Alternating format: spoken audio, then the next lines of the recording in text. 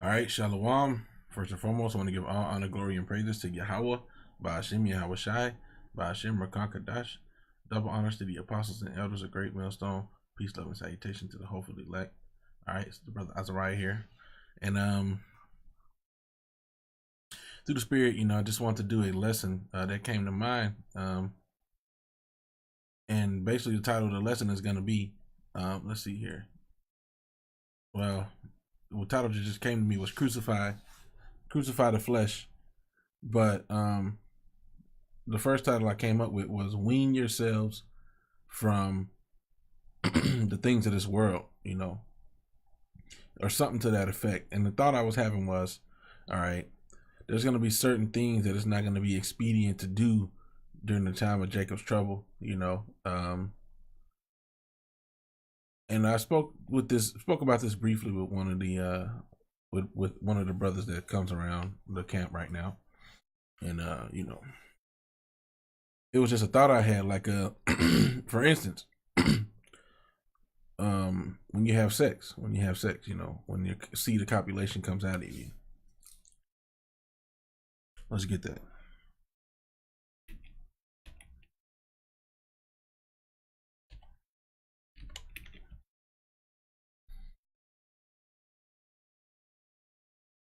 Leviticus 15:16-19. And if any man's seed of copulation go out from him, then he shall wash all his flesh in water and be unclean until evening.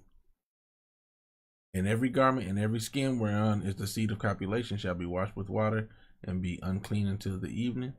The woman also with whom man shall lie with seed of copulation, they shall both bathe themselves in water and be unclean until evening. So during the time of Jacob's trouble, it's not going to be expedient for you to be unclean until evening. For example, like during this day and age, during this time, and I don't know if brothers have ever been through this, but if you ever have one of those days where you do the thing and you don't necessarily hop straight in the shower, you might be tired, you might go to sleep and then wake up, take a shower, or whatever the case may be. I've had like bad dreams when that happens to me.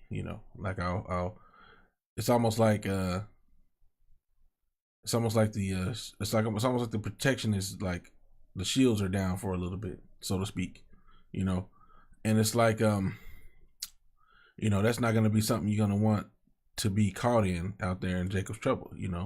Having that hedge of protection slightly removed away from you, not completely taken away, but just from experience, I would have very weird, very negative dreams, in those situations. And you may not be able to take a bath in Jacob's trouble right that day. You may not be able to wash the things that you have around you. So it would be expedient to not, be indulging in having sex so often during Jacob's trouble. Also, I was thinking about hopefully I'm making sense.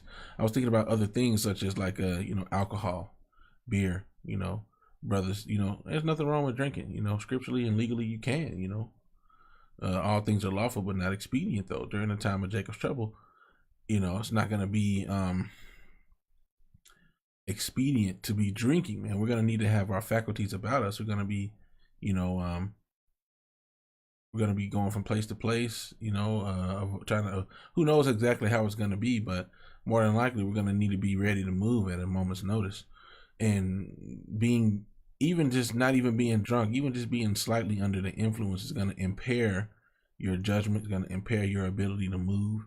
And you may not have access to certain things like, beer, you're not going to have like a 30 pack of beer, 12 pack of beer running through the wilderness during Jacob's trouble. You see, so it's good to wean yourself off of certain things, off of the frequency at which you do certain things, and off of the need for certain things,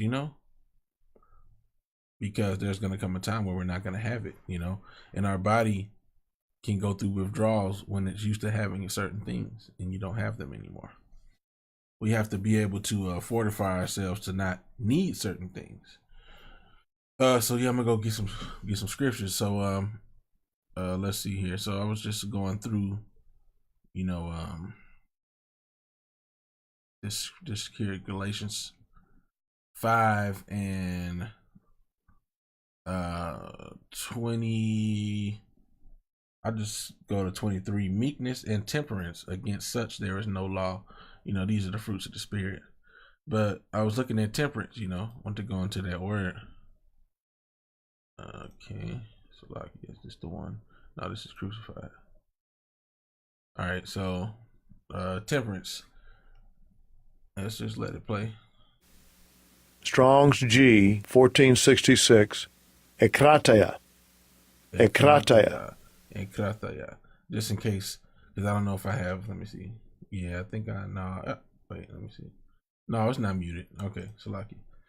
Anyway, Ekrataya. So let's go to that. Self-control, the virtue of one who masters his desires and passions. And then it says, especially his sensual appetites. Which sensual, that just goes into pleasures. Which, drinking, that is a pleasure. The scriptures tell you what. Let me get it.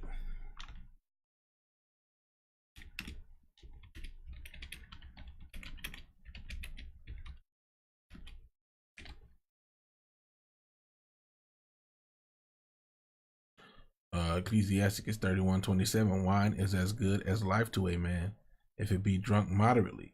What life is then to a man that is without wine? For it was made to make men glad. See, but we have to still be able to put ourselves in a position to where if we don't have it, we can be okay. Because there's going to come a time where we may not have wine. And there's going to come a time where it may not be expedient to drink wine, because wine can definitely take you out of the spirit, And let's just get a point of that. Leviticus 15. No, that's not it. Salakia. Genesis 19 and 35, because Lot didn't even perceive his daughters was coming in. The Most High allowed it to happen, But him being drunk, he didn't even know his daughters was coming in. Genesis 19 and 35, and they made their father drink wine that night also. Actually, let's go to 33. So like Genesis 19 and 33, and they made their father drink wine that night, and the firstborn went in and lay with her father, and he perceived not when she lay down. He was drunk out of his mind. He didn't even know, or when she arose. So she done came in there, got him ready, got him up and ready, had sex with him, and left the room, and he didn't even know because he was drunk. Oh, that's bad. You see? That's bad. 34, and it came to pass on the morrow that firstborn said to the younger, let's go to 35. And then, we can just keep going. Firstborn said unto the younger, behold, I lay yesternight with my father. Let us make him drink wine this night also, and go thou in and lie with him, that we may preserve seed of our father. And they made their father drink wine that night also, and the younger arose and lay with him, and he perceived not when she lay down, nor when she arose. So Lot was so drunk, he didn't know what was going on. Thus were both the daughters of Lot with child by their father, and the firstborn bare a son, and called his name Moab. The same is the father of the Moabites unto this day. And you know the story. Most brothers, hey, this was where the Chinese and Japanese came from, But yeah, just an example of how wine can take you out of the spirit, can block you off from knowing what's going on around you, and that's not something you're gonna want to be into during the time of Jacob's trouble. You're gonna want to be into spirit, and you're gonna want to know what's going on, That's why it says, that's why it talks about walking in the flesh, man. Walking in the spirit, Salakia.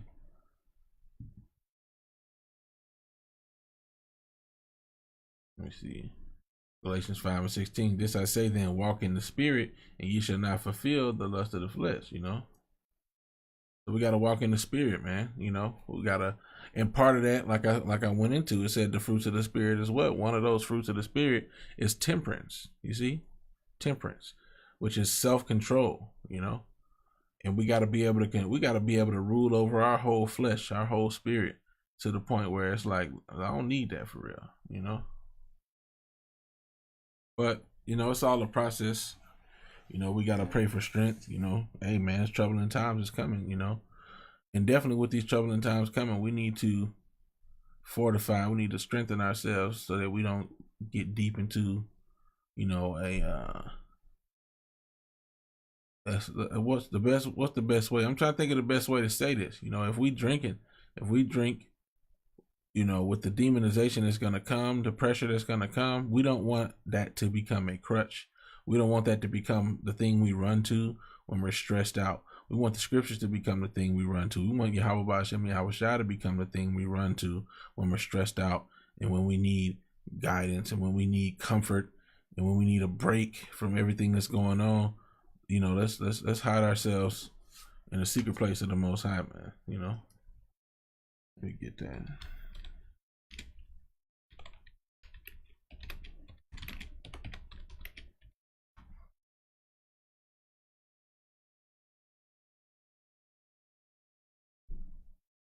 Psalms 91. Oh, wait.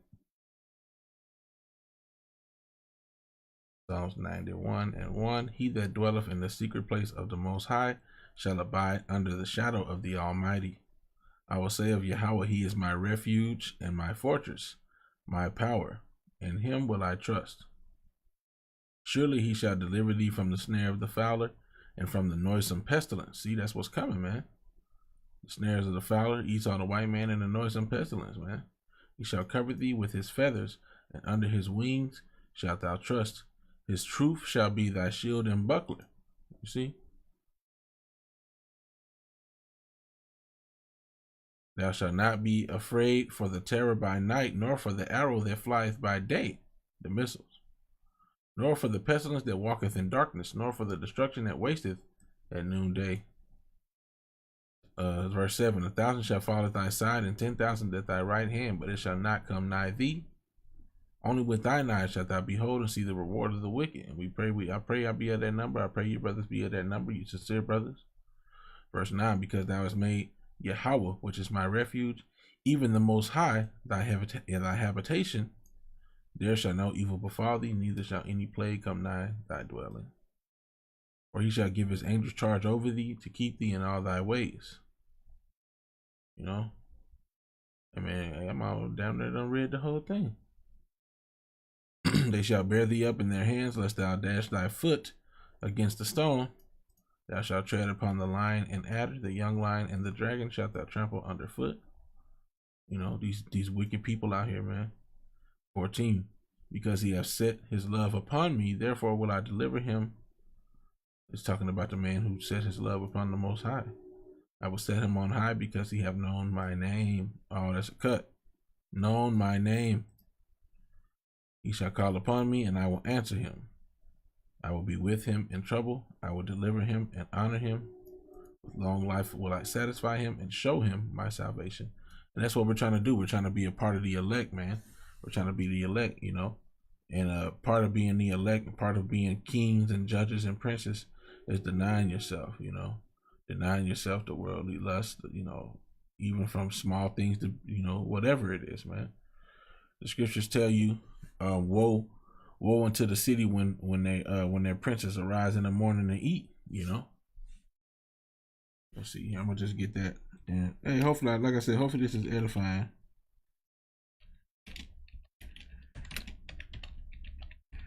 And I ain't trying to be over righteous. Sometimes I eat in the morning, but this is what the scriptures say, man. Let's see. I think I'd rather get this one. Ecclesiastes 10:16. Woe to thee, O land, when thy king is a child, a novice. We got to try to exercise ourselves in this thing and become experienced and seasoned. And thy princes eat in the morning. You see? Because if you ever, I don't know about y'all, but I know when I wake up in the morning first thing and I eat something, I get right back sleepy.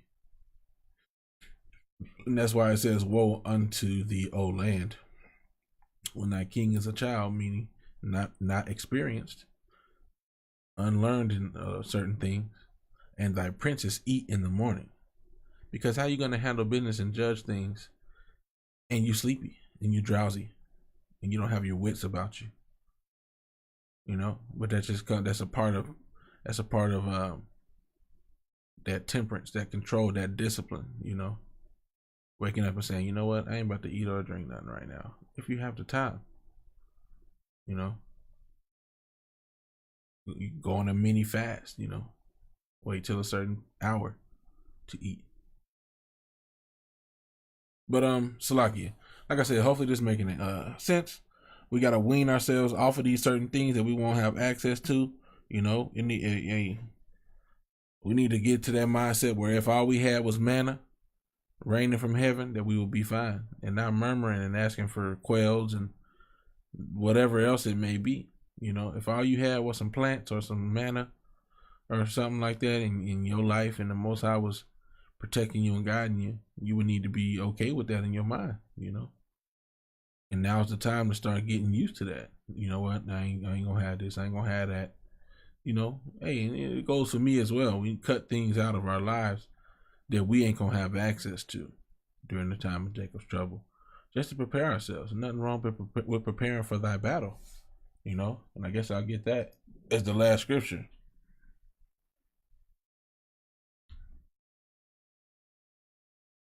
Okay.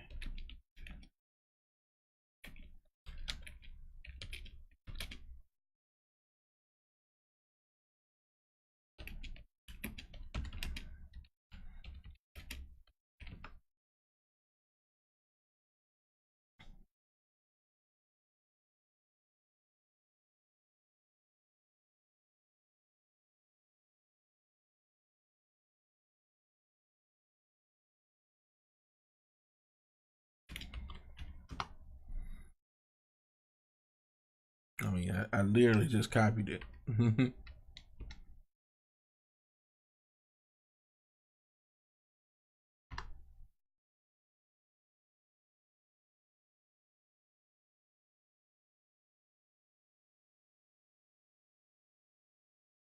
Okay. Try this again. Where is it? It's in second Ezra, it looks like. Victual shall be so good cheap. I'm gonna try to find it. Second Ezra 15. Second Ezra 16. Try to get a direct one here. There we go. Second Ezra 16 and 40. O my people, hear my word. Make you ready to thy battle, and in those evils be even as pilgrims upon the earth. So we got to get ready. It's going to be a battle. It's going to be the fight that we already fighting right now in our everyday lives to stay spiritual, to stay balanced. That battle is going to intensify during the time of Jacob's trouble, during the time of great persecution. That battle is going to intensify, and we have to make ourselves ready for that battle.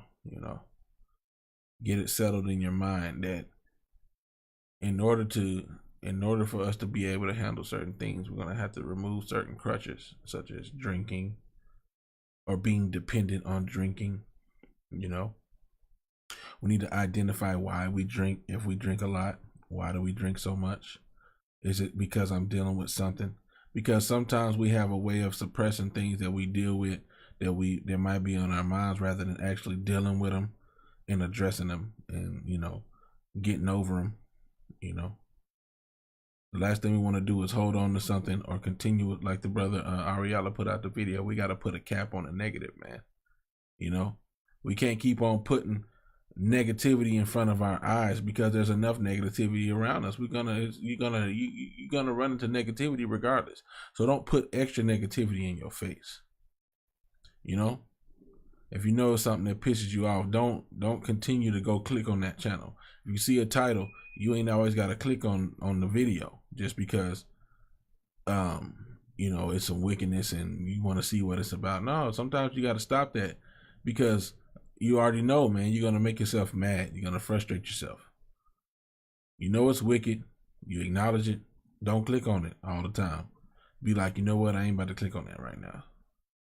I'm about to go do something positive. I'm about to go.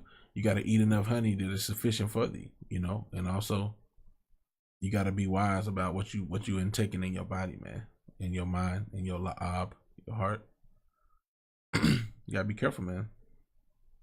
If all you pumping out is negativity, negativity, negativity, you know, negative music, negative news articles, negative YouTube videos, you just gotta give yourself a break, man. You know, sometimes you just gotta cut yourself off from social media and stuff and just chill, man. Because this stuff is it's wickedness all around, man. Can't give yourself a continual flow of wickedness into your mind. Anyway, like I said, I hope this is edifying. All honor, glory, and praises go to Yahweh, Ba'ashem, Yahweh Shai, Ba'ashem, Rakakadash.